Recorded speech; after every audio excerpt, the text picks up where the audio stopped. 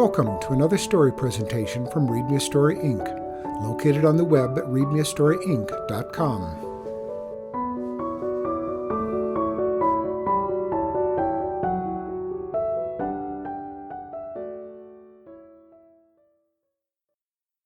The Breadth of a Whisker by Janet McNeill.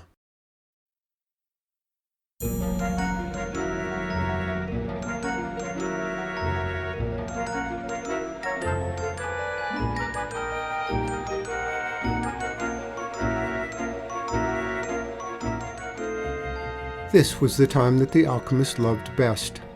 There was no sound anywhere in the house, and the dark, quiet rooms lay round him like a spell. Sometimes the goldfinch in its wicker cage at the window stirred and slept again. He heard the little flame licking the bottom of the crucible.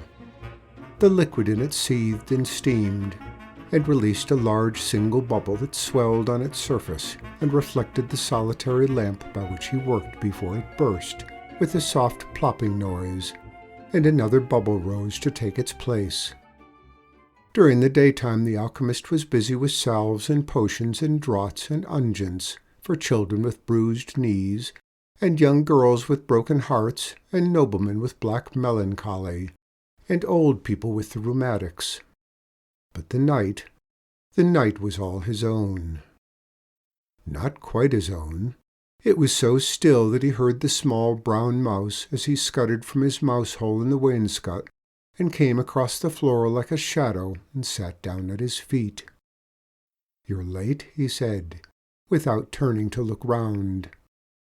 He was adding single drops of rose-red liquid from a phial into the crucible. As they fell, one by one, they filled the air with perfume, like a hedge of summer honeysuckle. "Maybe I'm late," the mouse said, panting from his exertion. "But if there were more crumbs from your supper table in the evening, I wouldn't have to look so far afield to feed my family." The alchemist sighed. "I dare say," he agreed. "But someday, there will be plenty of crumbs." And he bent over the liquid again. The mouse's eyes shone, and he prickled up his whiskers. "Tonight? Do you think it will be tonight?" "It could be any night," the alchemist told him, watching how one bubble more huge than the others had risen, sleek as steel, and with every color from the rainbow streaking its arching sides.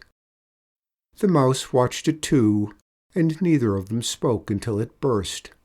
Then the little animal shook his furry face dry from the explosion. "That's what I tell my wife when she grumbles," he said. "Any night, I say, and I must be there on the night when it happens." "I know," said the alchemist. He told his wife the same thing. She was asleep upstairs with her golden hair spread out on the pillow, and the gold wedding ring around her finger. The sand in the hourglass had almost run out. As the last of the grains hurried through, it was so quiet that the alchemist fancied he'd heard them rubbing and grinding together in their haste.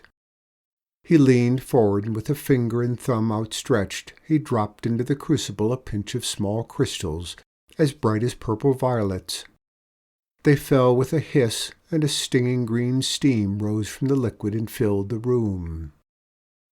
"I like that one," the mouse said, when he had stopped coughing. "I shall tell the children about it in the morning. Has anything happened?" The alchemist wiped his streaming eyes with a long pointed sleeve of his jacket.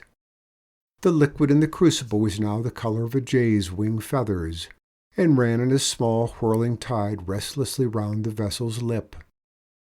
"No," he said, unable to hide the disappointment from his voice. "Nothing."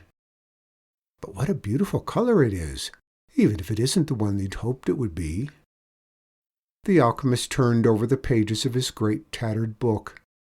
He lifted a quill pen and wrote in it, adorning each letter with careful flourishes. The pen squeaked, and the goldfinch turned round on its perch. The alchemist lifted a handful of flowers with spotted out-thrust tongues. "You're a good friend," he said to the mouse, "and if there's ever anything I can do for you—" "There is just one thing," the mouse told him, and his black nose-tip was lively with nervous excitement.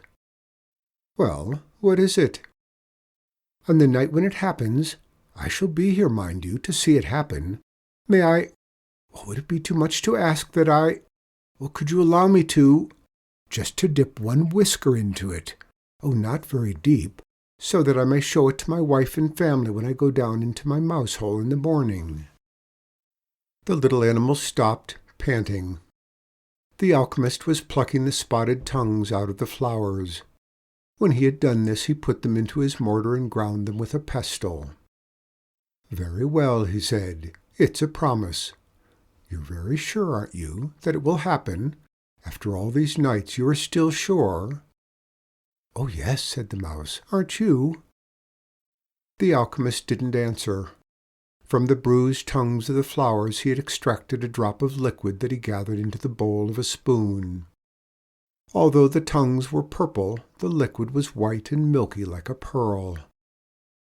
The alchemist held the spoon over the crucible and tilted it, and the pearl fell in and was swallowed up. As it fell, they heard the sound of a deep note, like the single stroke of a bell. The whole room became dark. Even the lamp went out, and the little flame below the crucible grew pale and lay flat. The mouse cried out in terror, and he ran and hid in the alchemist's sleeve. And they waited. Something in the crucible was shining, faintly at first, but always increasing until it grew and filled the room to its furthest corner with brilliant yellow light.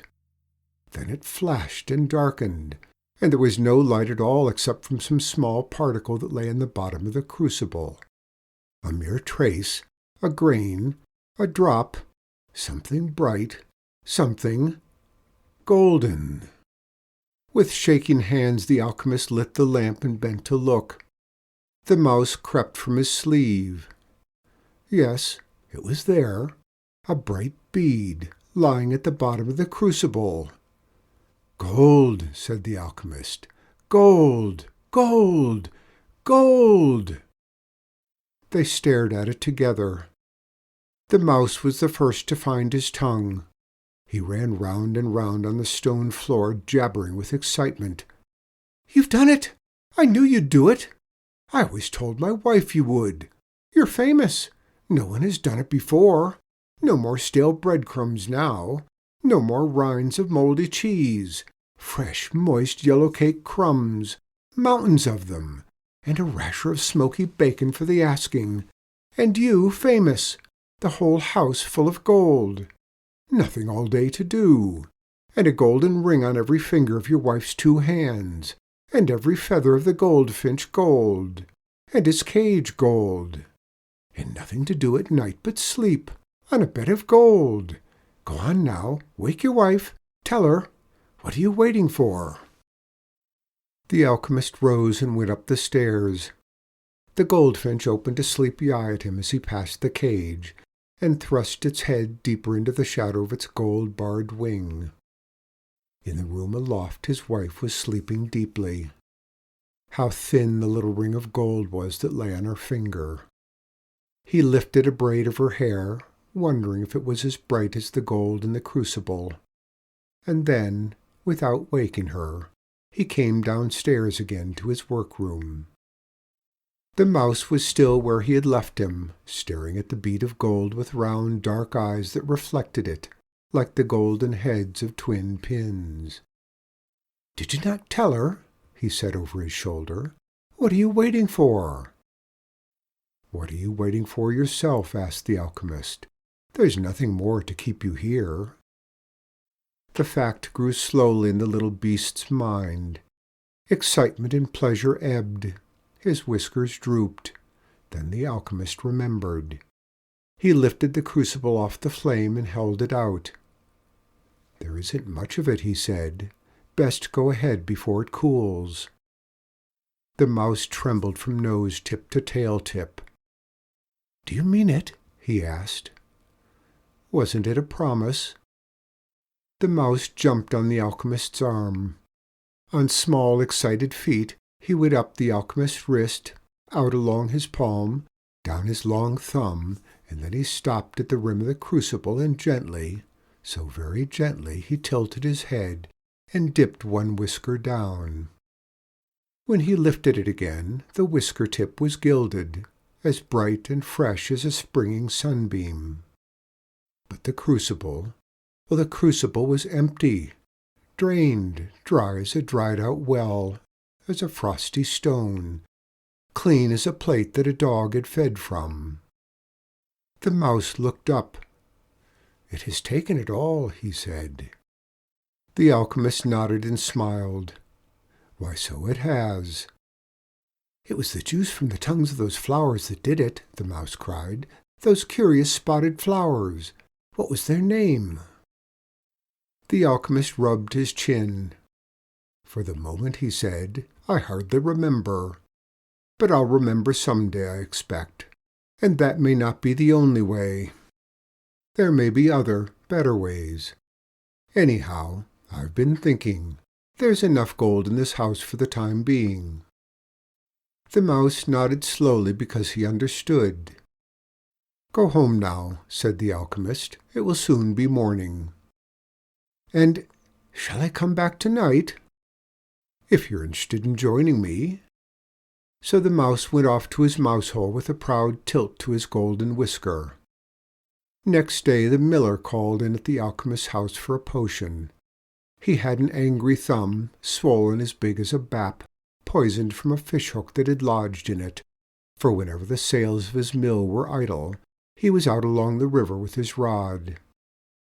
"And I suppose you're still at your old game yourself," he said to the alchemist. The alchemist said he was. "And where's your gold, eh? I've more to show for my fishing when all's said and done." "Well, nobody can say you put yourself out of a job. Tell me this, though. Did you ever come near to it at all?" "I did," said the alchemist. Well, how near?" The alchemist smiled. "As near," he said, "as the breadth of a mouse's whisker." "Ah," said the miller, and he nodded with sympathetic appreciation, because he was a fisherman himself.